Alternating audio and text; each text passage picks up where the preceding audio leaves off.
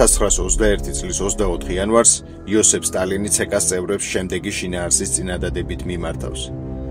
Გთავაზობთ მხარი დავუჭიროთ ამხანაგ ჩიჩერინის მიდგომას საქართველოს საკითხში და მივაწოდოთ რესპუბლიკის რევოლუციურ სამხედრო საბჭოს დირექტივა, რომელიც დაავალდებულებს დაუყოვნებლივ დაიწყოს მოსამზადებელი სამუშაო კავკასიაში სამხედრო ჩარევის ფორმისა და მეთოდების განსასაზღვრად. ამავდროულად მივაწოდოთ დირექტივა ამხანაგ ორჯონიკიძეს, რათა მოამზადოს აჯანყებების ორგანიზება საქართველოს გარკვეულ რეგიონებში.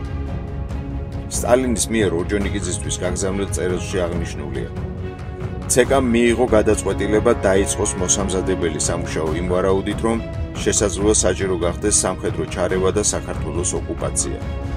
ტროცკი გამოთქვამს ეჭვს ჩვენს ძალებზე კავკასიის ფრონტზე. თხოვ ჩემს სახელზე გამოაგზავნო ზუსტი და ობიექტური ინფორმაცია ძალთა რაოდენობრივ შესაძლებლობებზე. მე და ილიჩი ველი ჩვენგან ამ მონაცემებს. შემდეგ სტალინი კვლავ ორჯონიკიძეს მიმართავს. გაცნობებთ ცეკას დაშიფრულ პასუხს. მანამდე გთავაზობ, დაიწყე შეტევა დაუყოვნებლივ. გადაწყვეტილება მიღებულია, აიღე ქალაქი. შემდგომ სტალინი კვლავ მოუწოდებს ორჯონიკიძეს. ცეკა ითხოვს თქვენი მხრიდან რეგულარულ ინფორმაციას დღეში ორჯერ. უკვე 2 დღეა არ მიმიღია ცნობები. აუცილებელია დირექტივის შესრულება. დაუყოვნებლივ მოგვაწოდეთ ინფორმაცია აჯანყებულთა წარმატებების შესახებ. საჭიროა ქალაქის აღება დაჩქარდეს. ამის პასუხად მალევე ორჯონიკიძე იტყობინება. თბილისის თავზე წითელი დროშა ფრიალებს. საქართველოსთვის ეს უმძიმესი განსაცდელი, როგორც დამოუკიდებლობის, ასევე ტერიტორიების მნიშვნელოვანი ნაწილის დაკარგვით დასრულდა. უფრო სწორად რომ ვთქვათ, სტალინმა ოფიციალურად გადაუფორმა საქართველოს კუთვნილი მიწები რუსეთს, თურქეთს, სომხეთსა და აზერბაიჯანს. ვიცი ზოგი შეეცდება სტალინის გამართლებას, მაგრამ ფაქტი ჯიუტია. ფაქტი კი ის არის, რომ ლენინმა სტალინს ჩააბარა კავკასიის საკითხების კურატორობა, სადაც ის ძალიან ფართო უფლებებით სარგებლობდა. მას იმდენად ჰქონდა ხელფეხი გახსნილი, რომ ლენინს რამდენჯერმე პირადი და დაჟინებული ჩარევა დასჭირდა სტალინის შესაკავებლად, რომ ის საქართველოში დროზე ადრე არ შეჭრილიყო. მაგალითად, 1920 წელს ლენინი ცდილობდა საქართველოსთან სამშვიდობო შეთანხმების გაფორმებას, რაც განხორციელდა კიდეც იმავე წლის მაისში. ამის პარალელურად კი სტალინი ლენინისგან დაუკითხავად საქართველოში ბოლშევიკურ გადატრიალებას ამზადებდა ორჯონიკიძესთან ერთად და ლენინმა მხოლოდ დაჟინებული მოთხოვნის შემდეგ ააღებინა განზრახვაზე ხელი. იყო შემთხვევები, როდესაც ლენინი ერთს წერდა ორჯონიკიძეს, ხოლო სტალინი მეორეს და რაც მთავარია ლენინის დირექტივის საპირისპიროს. ასე რომ არგუმენტები სტალინი რა შუაშია, 1921-ში ლენინი შემოიჭრა, სტალინმა არაფერი იცოდა და ასე შემდეგ აბსოლუტურად უსარგებლოა. ამ ყველაფრის დასტურად მივყვეთ საყოველთაოდ ცნობილ ფაქტებს ქრონოლოგიურად. ეს ფაქტები საჯაროა და ხელმისაწვდომია ნებისმიერი დაინტერესებული პირისთვის. 1918 წლის 30 აგვისტოს ლენინი ცეცხლსასროლი იარაღიდან გასროლილი 2 ტყვით მძიმედ დაჭრა სოციალისტ რევოლუციური პარტიის წევრმა ფანია კაპლანმა. არის თეორიები, რომ სინამდვილეში ლენინს სულ სხვა პიროვნებამ და თან მამაკაცმა ესროლა. თუმცა ამას ჩვენთვის ამ კონკრეტულ შემთხვევაში არანაირი მნიშვნელობა არ გააჩნია. ამის შემდეგ გადის 4 წელი და 1922 წლის 3 აპრილს სტალინი ინიშნება საბჭოთა კავშირის კომუნისტური პარტიის გენერალურ მდივნად. ეს მოხდა იმიტომ, რომ ლენინის ჯანმრთელობის მდგომარეობა მკვეთრად გაუარესდა და ამით ისარგებლა სტალინმა, რომელმაც დაიწყო ძალაუფლების ხელში აღების პროცესი. ანუ 1922 წლიდან სტალინი არის ფაქტობრივად ნომერ პირველი კაცი საბჭოეთში. რა თქმა უნდა, ჯერ ტროცკის ცოცხალია და ბუხარინიც და წინ დიდი შიდა ბრძოლების გადახდა მოუწევს, მაგრამ კავკასიის საკითხებში უკვე 1922 წლიდან მოყოლებული მას ვერავინ შეეცილება. ასე რომ აურზაური იმაზე, თითქოს სტალინს არც საქართველოს ოკუპაცია მოუხდენია, არც მიწები გაუსხვისებია, არც ავტონომიები შეუქმნია და ასე შემდეგ, გახლავთ იაფფასიანი საკენკი გაუთვითცნობიერებელი ხალხისთვის. შემდეგი ფაქტია ის, რომ საქართველოს ტერიტორია 1918-21 წლებში შეადგენდა დაახლოებით 107,600 კვადრატულ კილომეტრს. ბოლშევიკური ოკუპაციის შემდეგ კი მან დაკარგა დაახლოებით 38,000 კვადრატული კილომეტრი და თუნდაც რომ ვირწმუნოთ ის ტყუილი თითქოს ეს მოხდა არა სტალინის, არამედ მხოლოდ ლენინის ერთპიროვნული გადაწყვეტილებით, ჩვენ კარგად ვიცით, რომ სტალინს საკმარისზე ბევრად მეტი დრო ჰქონდა თავისი 32 წლიანი ტირანიის განმავლობაში, რომ თუ მთლიანად არა, ნაწილობრივ მაინც აღედგინა სამართლიანობა, მაგრამ მას 1921 წელს წართმეული ისტორიული ტერიტორიებიდან ერთი გოჯი მიწაც კი არ დაუბრუნებია საქართველოსთვის. სამაგიეროდ, როდესაც პოლიტიკურად დაჭირდა, საქართველოს მიუერთა ინგუშთა და ყაბარდოელთა კუთვნილი მიწები, რაც სხვა არაფერი იყო თუ არა პროვოკაცია. რადგან ამ ფაქტს შეიძლებოდა მოჰყოლოდა დიდი ეთნიკური დაპირისპირება და ქართველებისთვის ძალიან ცუდი იმიჯის შექმნა კავკასიაში. კერძოდ მეზობელი ხალხების უბედურების და ეროვნული ტრაგედიის სათავისოდ გამომყენებლების და მათი მშობლიური მიწების მიმტაცებლების. ასეთი სამარცხვინო იარლიყის მიწებებისგან და აგრეთვე დიდი კავკასიური დაპირისპირებისგან გვიხსნა მხოლოდ მაშინდელი ქართველების გონიერებამ და კეთილშობილებამ. როგორც კი სტალინის მიერ გადასახლებულ კავკასიელებს ხუშოვმა მისცა უკან დაბრუნების უფლება, ქართველებმა დაუყოვნებლივ დატოვეს ჩრდილოეთი კავკასია და უკან დაბრუნებულებს გამართული მეურნეობა და კარმიდამოც დაახვედრეს. რითაც ამ ხალხების მხრიდან აგრესიის ნაცვლად დიდი სიყვარული და პატივისცემა დაიმსახურეს. ანუ რომ არა მაშინდელი ქართველების კეთილშობილი და შეგნებული მოქმედება, სტალინს სამკვდრო სასიცოცხლო კონფლიქტში ვყავდით ჩადრეულები ჩვენს ისტორიულ მეზობლებთან. ახლა მივყვეთ დეტალურად თუ ვის რამდენი ტერიტორია გადაეცა სტალინის როგორც პირდაპირი, ისე ირიბი ჩარევით იმ 38,000 კვადრატული კილომეტრიდან. რუსეთის ფედერაციამ შეიერთა 4,400 კვადრატული კილომეტრი, მათ შორის სოჭის ოლქი და აფხაზეთის ტერიტორიის ნაწილი. მართალია ეს მოხდა 1921 წლის ოკუპაციამდე, მაგრამ ოკუპაციის შემდეგ აღნიშნული ტერიტორიის მიტაცება საბოლოოდ დაკანონებული იქნა და ამის შემდეგ საქართველოს მხოლოდ სოფელი განთიადი და გაგრის კიდევ რამდენიმე სხვა სოფელი დაუბრუნდა და საზღვარიც მდინარე ფსოუზე დაფიქსირდა. და აქვე მინდა დავამატო ერთი დეტალი, რომელიც სხვათა შორის არ ვიცი რატომ, მაგრამ ყოველთვის რჩება ხოლმე ყურადღების მიღმა. კერძოდ ის, რომ რუსეთმა არა მხოლოდ სოჭის ოლქი მიითვისა ამ ოკუპაციის წლებში, არამედ მან მიითვისა ასევე დვალეთის ნაწილი, რომელიც მაშინ ჯერ კიდევ დემოკრატიული რესპუბლიკის შემადგენლობაში შემოდიოდა. თუ გახსოვთ და ვისაც არ გახსოვთ, შეგიძლიათ ნახოთ ჩემი ვიდეო დვალეთის შესახებ და მანდ მე ვსაუბრობ იმაზე, რომ სამწუხაროდ ჟორდანიას მთავრობამ არ განიხილა და ყურადღება არ მიაქცია ივანე ჯავახიშვილის დაჟინებულ მოთხოვნას დვალეთის საქართველოს შემადგენლობაში შემოყვანის შესახებ.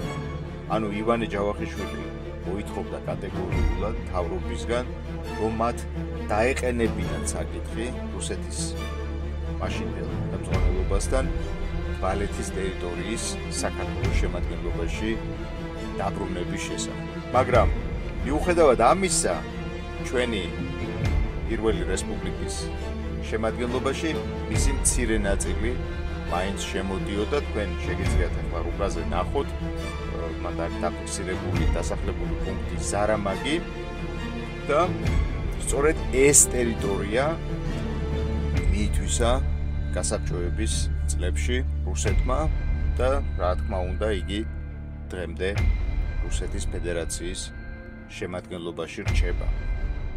დაახლოებით 6,000 კვადრატული კილომეტრი გადაეცა და დაუკანონდა აზერბაიჯანს, მათ შორის ზაქათალის ოლქი, გარეჯის ველი და ყარაიაზის სექტორი. სწორედ ამ პერიოდიდან აღმოჩნდა დავით გარეჯის კომპლექსის არც თუ ისე უმნიშვნელო ნაწილი საქართველოს საზღვრის მიღმა და თქვენ ხედავთ, რომ დღემდე ძალიან მტკივნეულია ეს თემა ჩვენთვის. ისევე როგორც ჰერეთის მიტაცება. კახისა და ზაქათალის რაიონებში აზერბაიჯანის მთავრობა ახორციელებდა და სამწუხაროდ დღესაც აგრძელებს მტრულ ანტიქართულ პოლიტიკას, უზღუდავს რა ქართველებს ქართულად სწავლას და ასე შემდეგ. ამ ყველაფერზე ოფიციალური თბილისი ტრადიციულად თვალს ხუჭავს.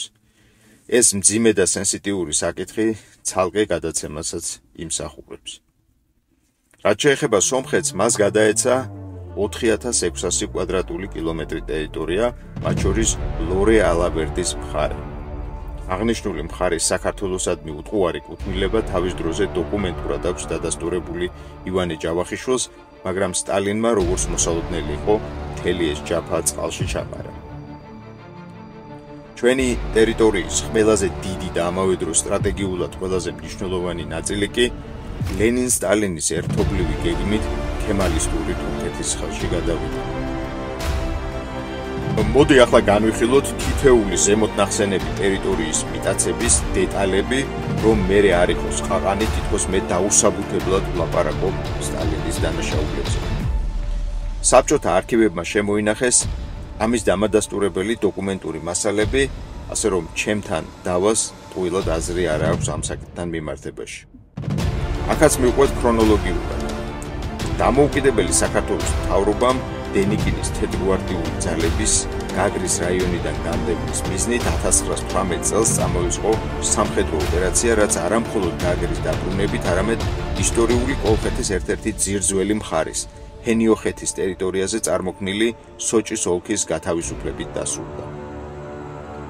გენერალ მაზნიაშვილის შენაერთებმა მაშინ ისტორიული კოლხეთის კიდევ ერთი ქალაქი ტუაფსეც გაათავისუფლეს. მაგრამ ის, რაც ქართველებმა სამხედრო გამარჯვებებით მოიპოვეს, პოლიტიკური მარცხით დაკარგეს.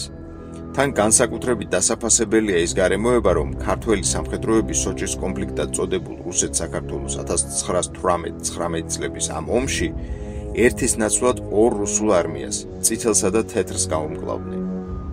მაგრამ როგორც აღნიშნეს, საქართველომ ეს გამარჯვება ვერ შეინარჩუნა. საგარეო ზეწოლის, კერძოდ მაშინდელი ბრიტანეთის მთავრობის ღიად ანტიქართული პოზიციის გარდა, ჟორდანიას მიერ გამოვლენილი უპრინციპო დამოკიდებულებაც გახდა ამის მიზეზი. მოკლედ, ბრიტანეთის ზეწოლით 1919 წლის მაისში სოჭის ოლქი საბოლოოდ რუსეთის შემადგენლობაში დარჩა. რა თქმა უნდა, თქვენი კითხავთ, თუ სად არის აქ სტალინის უარყოფითი როლი. მართალია რუსეთის მიერ სოჭის ოლქის მითვისებაში სტალინს პირდაპირი მონაწილეობა არ მიუღია, მაგრამ როგორც ზემოთ თქვი, სურვილის შემთხვევაში მას ჰქონდა ერთპიროვნული მმართველობის მთელი 32 წელი, როდესაც მისი ბრძანების გარეშე ჩიტის ვერ გადაიფრენდა დედამიწის მე-6-ზე და ვერც ვერავინ გაბედავდა მისი გადაწყვეტილების რევიზიას. თუმცა ამის მიუხედავად, მან სოჭის ოლქი რუსეთის შემადგენლობაში დატოვა. 1918 წლის 8 ივნისს საქართველოს დემოკრატიულ რესპუბლიკასა და აფხაზეთის სახალხო საბჭოს შორის გაფორმდა შეთანხმება, რომელიც აფხაზეთს ფართო ავტონომიას ანიჭებდა და ამ პირობით აფხაზეთი შემოდიოდა საქართველოს შემადგენლობაში. სახალხო საბჭოს ხელმძღვანელობდა არზაყან იგივე დიმიტრია მოყვარი, რომელმაც უმძიმესი ბრძოლა გადაიხადა სამი კატეგორიის აფსუა სეპარატისტების წინააღმდეგ, რომელთაგან ერთნი რუსეთთან მიერთებას უჭერდნენ მხარს, მეორენი თურქეთთან, ხოლო მესამენი სრული სეპარაციისკენ ისწრაფოდნენ. გავრცელებული საუბარი იმაზე, თითქოს აფხაზეთის ავტონომიური რესპუბლიკა, როგორც ასეთი ერთეული, არა სტალინის, არამედ ჟორდანიას დროს შეიქმნა, სრული სიცრუეა. საქართველოს დემოკრატიული რესპუბლიკის შემადგენლობაში აფხაზეთი მხოლოდ და მხოლოდ სოხუმის ოლქის სახელით შემოდიოდა. 1921 წლის 4 მარტს კი, ანუ იმ დროს, როდესაც ჟორდანიას მთავრობა უკვე თბილისიდან განდევნილი იყო, მაგრამ ჯერ კიდევ ბათუმში იყო, აფსუა ბოლშევიკებმა აფხაზეთის სოციალისტური რესპუბლიკა გამოაცხადეს, რომელიც სამოკავშირეო ხელშეკრულებით, ანუ კონფედერაციულ საწყისებზე დაუკავშირდა საქართველოს. მე მგონი ყველა ნორმალურ ადამიანს ესმის, რომ ამხელა თავხედობას აბსურები ვერ გაბედავდნენ სტალინის ვიზირების გარეშე. მხოლოდ 1931 წელს იქნა აფხაზეთი დაბრუნებული საქართველოს საბჭოთა სოციალისტური რესპუბლიკის შემადგენლობაში ავტონომიური რესპუბლიკის სტატუსით. ანუ 10 წლის განმავლობაში აფხაზეთი პრაქტიკულად ცალკე რესპუბლიკის სახით შედიოდა საბჭოთა კავშირში.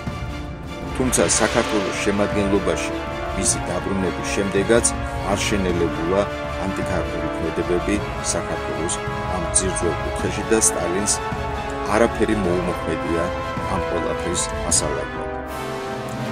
აფხაზეთთან დაკავშირებით ნეოსტალინისტებს ხშირად უყვართ ხოლმე ნესტორ ლაკობას მკვლელობის გასაღება, როგორც ფაქტისა, რომელიც მიანიშნებს სტალინის პროქართულ პოლიტიკაზე აფხაზეთში.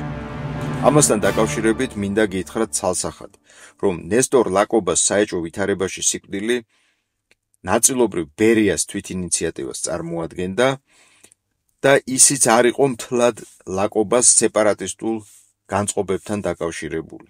რადგან ასე რომ ყოფილიყო, მაშინ ლაკობას საერთოდ არ დანიშნავდა სტალინი აფხაზეთის მმართველად, ვინაიდან ლაკობა მაშინაც სეპარატისტთა ლიდერი იყო, როდესაც სტალინმა ის გაამწესა აფხაზეთში და მეტიც ის მანამდეც სეპარატისტთა ლიდერი იყო, როდესაც მე ვახსენე წეღან რომ არზაყან ემხვარი 3 კატეგორიის აფსუა სეპარატისტებს ებრძოდა, აი იმ ფრაქციის, იმ ფრთის წარმომადგენლების ლიდერი, რომლებსაც სურდათ აფხაზეთის რუსეთთან მიერთება, გახდათ სწორედ ნესტორ ლაკობა და მეტიც ნესტორ ლაკობა ციხეში ყავდა ჟორდანიას მთავრობას, იგი სოხუმის ციხეში იჯდა და 1920 წლის 7 მაისის რუსეთ-საქართველოს სამშვიდობო შეთანხმების ფარგლებში არზაყან ემუცხვარი იძულებული გახდა, რომ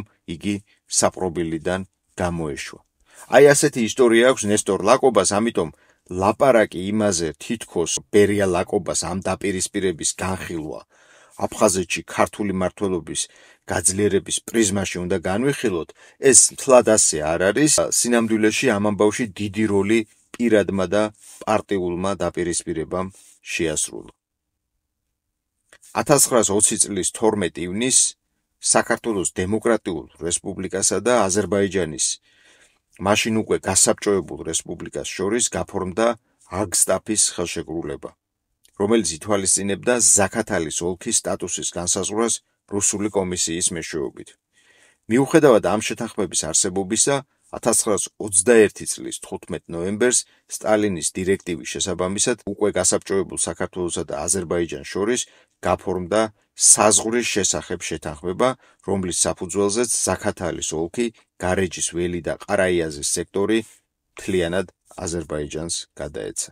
1921 წლის 13 ოქტომბრის ყარსის ხელშეკრულებით სულ თურქეთს გადაეცა 23,000 კვადრატული კილომეტრი ტერიტორია, ანუ ყველაზე დიდი ფართობი საქართველოს დემოკრატიული რესპუბლიკის კუთვნილი ტერიტორიებიდან, რომელშიც შედიოდა ისტორიული ტაოს, კლარჯეთის, სპერის, შავშეთის, ერუშეთის, არტაანის, ართვინისა და აღმოსავლეთ ჭანეთის მიწები. სტალინისვე დირექტივის შესაბამისად 1921 წლის 6 ნოემბერს საქართველოსა და სომხეთის რესპუბლიკებს შორის გაფორმდა საზღვრის დემილიტაციის შეთანხმება, რომლის საფუძველზეც ლორეს ნეიტრალური ზონა სომხეთის რესპუბლიკას გადაეცა. მანამდე მოგეხსენებათ, სომხეთ-საქართველოს 1918-19 წლების ომის შედეგად ქართველებმა სამხედრო გამარჯვება მოიპოვეს, ისევე როგორც სოჭის კონფლიქტში, მაგრამ ზუსტად ანალოგიურად ამ შემთხვევაშიც ბრიტანეთის ზეწოლის შედეგად ლორეს საქართველოს შემადგენლობაში შემოსვლა ვერ მოხერხდა და ამიტომ ჰქონდა მას ნეიტრალური ზონის სტატუსი. და ბოლოს სტალინის შეიძლება ითქვას პირადი შედევრი, ეს გახლავთ ეგრეთ წოდებული სამხრეთ ოსეთის ავტონომიური ოლქი, რომელიც შეიქმნა 1922 წლის 20 აპრილს, როგორც ჯილდო ოსების პოლიტიკური ლოიალობისთვის საბჭოთა ოკუპაციის დროს. ოლქის დედაქალაქად განისაზღვრა ცხინვალი. ამ ისტორიაში სიმბოლურია ის ფაქტი, რომ სტალინი როგორც ზემოთ აღნიშნე, გენერალურ მდივნად დაინიშნა 1922 წლის 3 აპრილს, ხოლო დანიშვნიდან ფაქტიურად 2 კვირაში მან შეაკოწიცა ეს არარსებული ავტონომიური წარმონაქმნი. ასევე საინტერესოა ვიცოდეთ ის ტრაგიკომიკური მდგომარეობა, რომელიც შეიქმნა ავტონომიური ოლქისთვის დედაქალაქის შერჩევის დროს. სტალინის მოთხოვნაზე დროზე შეერჩია დედაქალაქი მაშინდელმა საქართველოს ცაკის მდივანმა ბუდუ მდივანმა ფეხი ითრია. ის ეუბნებოდა სტალინს, არ ვიცი როგორ შევარჩიო დედაქალაქი, როცა ოსები მხოლოდ სოფლებში ცხოვრობენო. სტალინმა მიუთითა ცხინვალზე, რაზეც ბუდუს პასუხი იყო, კი მაგრამ ცხინვალი როგორ უნდა გახდეს დედაქალაქი, როდესაც იქ ოსები არ ცხოვრობენო. სტალინმა პრაგმატულად მოუჭრა. არ ცხოვრობენ? ჩამოვასახლებთ. ამის შემდეგ ვინმეს როგორ შეიძლება ენა მოუბრუნდეს ან ეგრეთ წოდებული სამხრეთ ოსეთის ოსებისადმი კუთვნილებაზე ან სტალინის მიერ საქართველოს სიყვარულზე. ჩვენი გადაცემა დასასრულს უახლოვდება და დასკვნის სახით მინდა გითხრათ, რომ ლენინის და სტალინის ერთობლივი ინიციატივით 1921 წელს დაიგეგმა და სისრულეში იქნა მოყვანილი დამოუკიდებელი საქართველოს ოკუპაცია და ანექსია. აგრეთვე ამავე დუეტის ხელმძღვანელობით და სტალინის კონკრეტული მითითებებით ანულირებული იქნა საქართველოს დემოკრატიული რესპუბლიკის მიერ მანამდე გაფორმებული ყველა ტერიტორიული შეთანხმება მეზობელ ქვეყნებთან. ეს შეთანხმებები მოიცავდა სადავო ტერიტორიების სტატუსის განსაზღვრას და გამიზნული იყო საქართველოს ინტერესების დასაცავად. ამის ნაცვლად კი დადებული იქნა საქართველოს ინტერესების საწინააღმდეგო შეთანხმებები, რომელთა საფუძველზე საქართველომ დაკარგა თავისი ტერიტორიის მნიშვნელოვანი ნაწილი. რომ წარმოვიდგინოთ სტალინის მიერ საქართველოს წინააღმდეგ ჩადენილი დანაშაულის მასშტაბი, გეტყვით მარტივ შედარებას. სტალინმა საქართველოს გაუსხვისა ბელგიაზე დიდი ტერიტორია. ბელგიის საერთო ფართობი შეადგენს 30,528 კვადრატულ კილომეტრს. საქართველოსთვის წართმეული ტერიტორია კი, როგორც უკვე აღვნიშნე, 38,000 კვადრატული კილომეტრია. მეგობრებო, თუ მოგეწონათ დღევანდელი გადაცემა, გთხოვთ მოიწონოთ კონტენტი, ასევე გთხოვთ მაქსიმალურად გაავრცელოთ ეს ვიდეო სხვადასხვა სოციალურ ქსელებში, რომ ერთად დავუპირისპირდეთ იმ დეზინფორმაციას, რაც შეგნებულად ვრცელდება ამ საკითხებთან და განსაკუთრებით სტალინის პიროვნებასთან დაკავშირებით. რაც თავარია, არ დაგავიწყდეთ არხის გამოწერა და თქვენი აზრის დაფიქსირება. მე კი ამით გემშვიდობებით, შევხვდებით მომავალ გადაცემაში.